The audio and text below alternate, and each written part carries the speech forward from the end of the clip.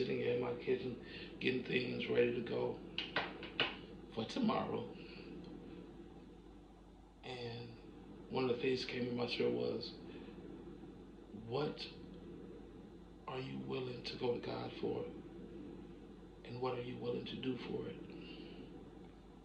Are you willing to fast for that person? Are you willing to fast to hear from God? Are you willing to put the work in so the things that you're after can come to fruition? One of the things with a relationship with God is that you have to be honest with Him. Things that He already knows, things that He already sees. You have to just tell the truth. When you look in the Bible, when it talks about Adam and Eve, it talks about how God took Adam, let him name everything, and then made woman from his rib, and then knowing that the serpent came into the garden and deceived her first while he was standing there. Then God came to them walking through the garden, calling for him. He knew where he was, but he was calling for him. And he asked him, what did you do? He said, this woman you gave me fruit from the tree. Instead of him owning up and say, hey, I made the mistake. I ate from the tree. And so did the woman that was here, even though I was present and didn't stop it. This is the mistake I made. Literally, to solve a lot of the problems with you and with your life, you got to be willing to be honest with yourself. Be honest with God.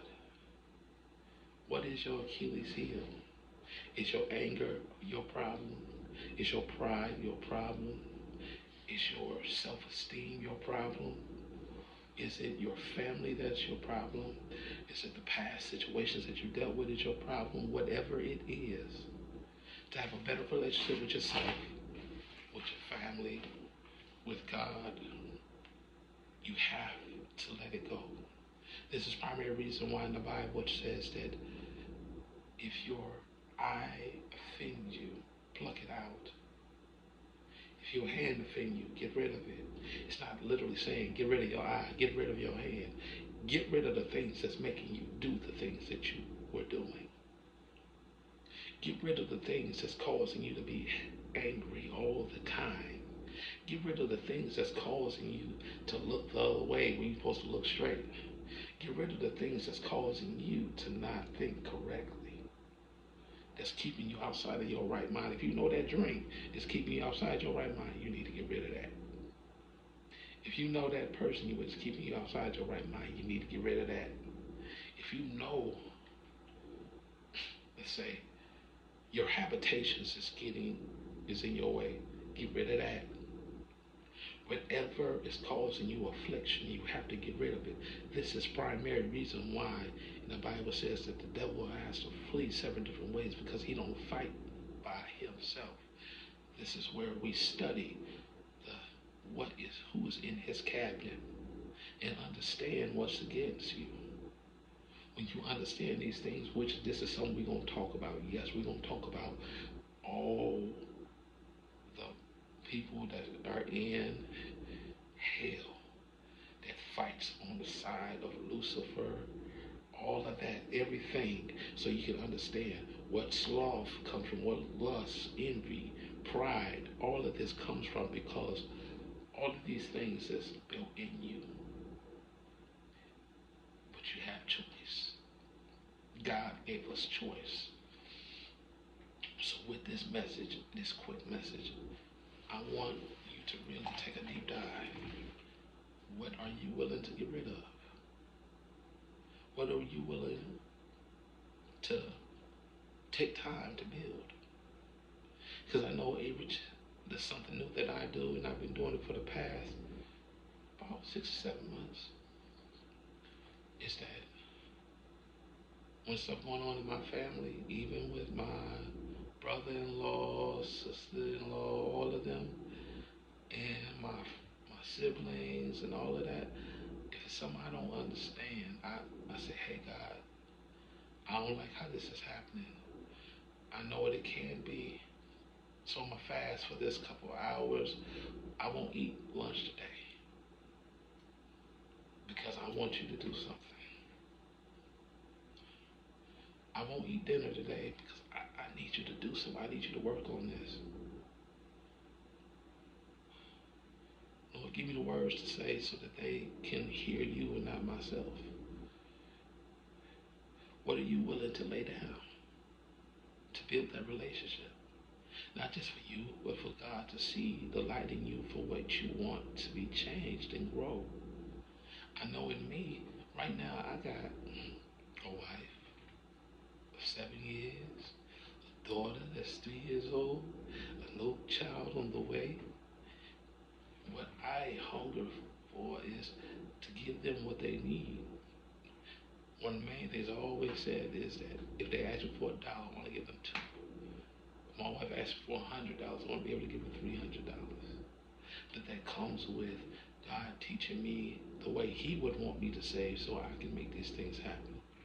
Not the way I want to save, because I can say what I want all the time and say things I want all the time, but sometimes in this world it don't come out like that. So with this time, what are you willing to give up? What are you willing to stand for? Do you want your anger to still be your Achilles heel? Do you still want your frustration, your pride, your envy, your lust, your loftiness to be your problem? So for the rest of this week, I need you to fully deep dive into God and see what you need to get rid of. What do you want that relationship to be like? What are you willing to grow from? Because in the end,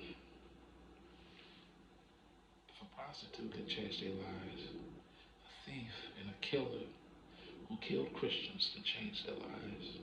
A person that was a drunken individual can change their lives. A person that's strung out on cocaine can change their lives. A person that was sitting on a cross right next to Jesus can ask for forgiveness and be in heaven. Why can't you? A person who has time. Don't wait until you don't have nothing no more. You stand before God. It's too late. Get it right now. Because in the end, I'm going to be real with your family. If one of your family members die, your siblings die, you're going to cry and say, I woulda, coulda, shoulda. And you can say, I did. Life is too precious to sit here and allow your anger, your frustration, your pride, your envy, your love, your slothfulness, your flesh stop you from growing. Make it count. This is the greatest part of relationship with God, because it's not just with Him, it's with yourself. That's what I got for you today, and I hope you can grasp what I'm telling you. Remember, God already knows your thoughts, just like He knew where Adam was when he was hiding. He already knows what you're doing. What are you willing?